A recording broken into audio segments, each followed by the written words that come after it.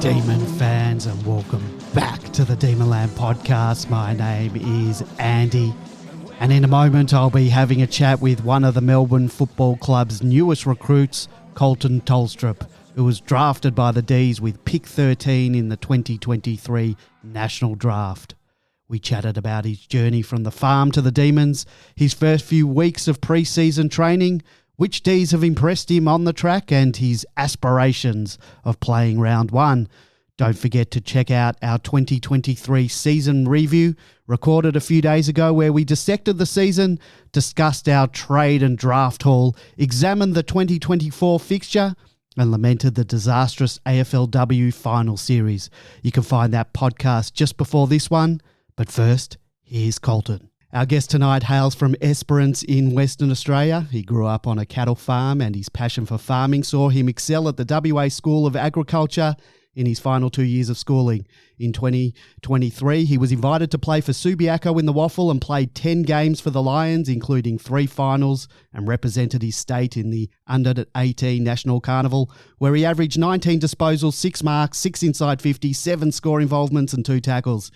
He's been described as a competitive and dynamic forward who can push into the midfield and has a flair both on and off the field. He was selected by the Demons with pick 13 in the 2023 AFL National Draft, and in 2024 he will join Stephen May as one of Demonland's sponsored players.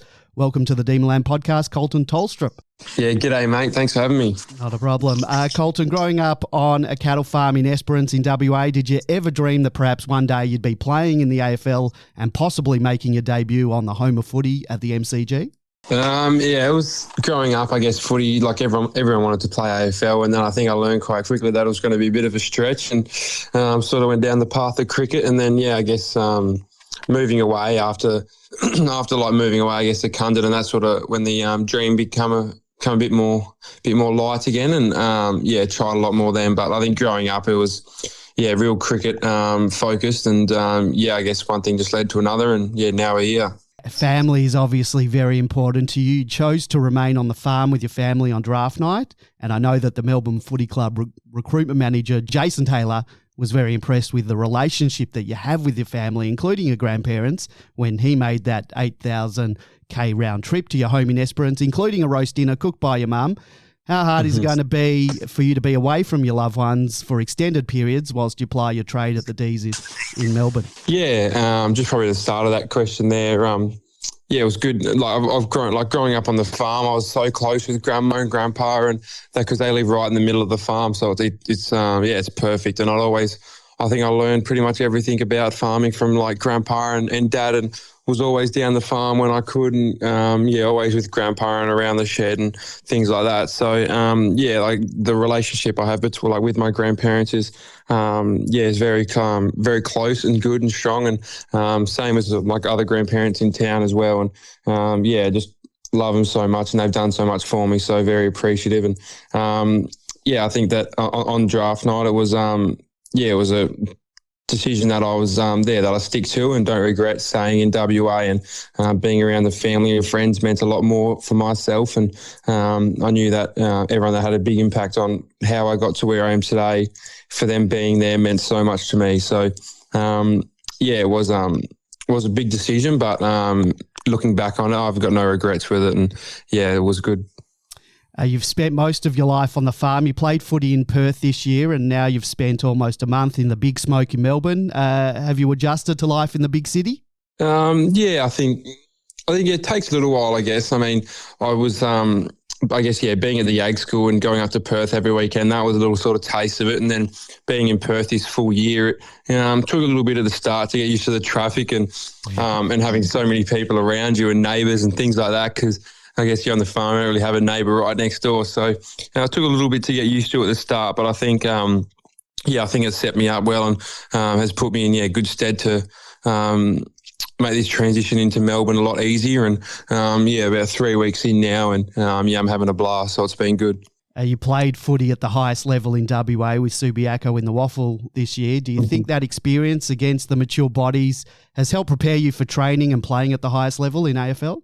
Yeah, 100%. I think, I definitely got the most out of myself this year, being able to play up there. And I learned some great habits and had some great people at 𝗟𝗶𝘀𝘁𝗁, and they played a big part in my year, and I love the footy club, and miss everyone there. But I think in terms of coming over into the AFL, I mean, it's even it's another massive step up, and so different, and still so much to learn, which I'm so excited for. And I think it's put me in a good spot. But then again, we all start at the same spot, so I guess it's just earning your stripes and take each week as it comes. Well, that leads into the next one. You've trained now for 3 or 4 weeks with the Demons, doing your first pre-season at an AFL club. How would you compare the leap from the WAFL to the AFL in terms of training loads and the fitness required and expected of you? And how do you think you've adjusted to that? Yeah, it's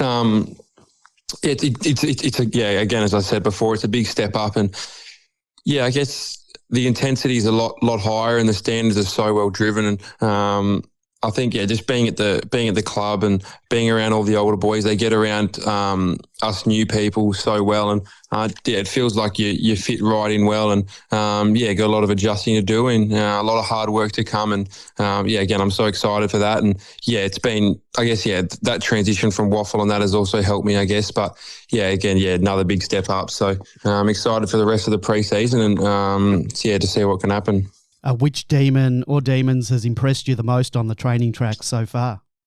I think with the running side of things, I think Alex Neil-Bullen and Tomlinson, I think, they're great runners, and it's good to watch them run. They have such great techniques, and they're good. And then I guess some people that have sort of already helped me out a fair bit. You got the Petrarcas, 𝗍cie and Lever. They've been some great ones, and Neil-Bullen again. Like there's a lot of boys there. You can name the whole list. Really, they all help you out, and also welcoming, and they're really good people, and opened up with open arms to letting us new boys in. So feel like you're in the family already. It's good.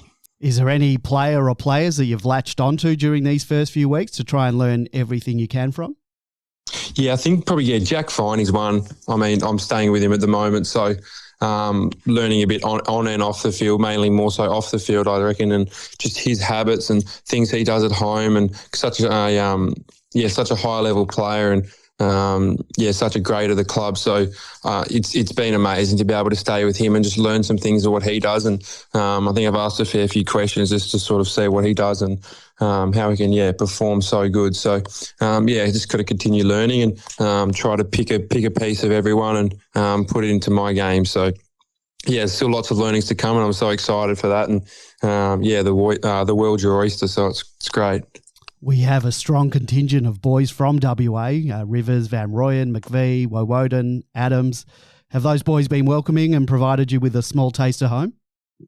Yeah, they've been great. I mean, the first week, Van Rooyen and a few of the other boys took us out for dinner, and like Trent Rivers comes up to me and he said, like, oh, mate, like we've all been through it. Like if you need anything, like come let us know. We all get homesick, and it's been great. Like, they've all got around you so well, and Jed Adams as well, and they've all been so good. And I'm locker buddies with 𝗍𝗯𝗍, and so we got on quite well. And it's good. But like we're all going through the same sort of thing. And I mean, some boys have been there longer than others for the WA fellas, and they're so great and so welcoming, and always there for a chat, which is good and make you feel pretty comfortable. So they're all we feel like bit of a brotherhood.